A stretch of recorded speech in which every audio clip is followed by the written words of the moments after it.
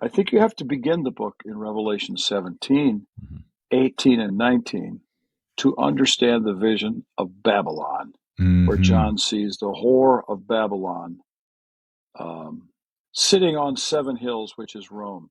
Yeah. So, in other words, the problem that John is addressing is Babylon or Rome, its corruptions and powers in all sorts of ways. We call these the marks of Babylon. Hmm.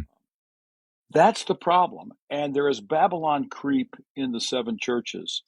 And John wants to, he makes these points in Revelation chapters 2 through 3, where he's talking to the churches. He brings up points that only become clear when we get to chapter 17, because the Mm. people in those churches all understood what was going on. John was Yeah. telling them, look, we got problems with Babylon. Rome is starting to make you people act like Rome rather than followers of Jesus.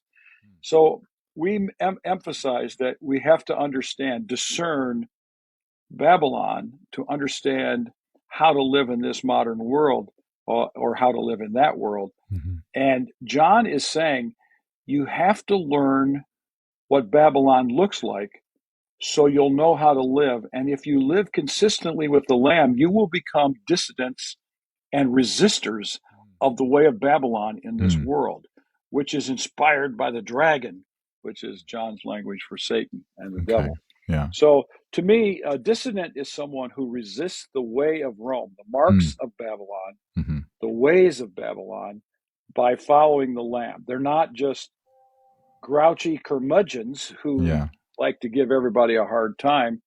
Instead, they are followers of Jesus, and learning to follow the way of Jesus gives them a vision of how to live that contrasts with the way Hmm. of Babylon, the way of Rome, and they have to learn to be dissidents and in some cases pay a great price for their faithfulness.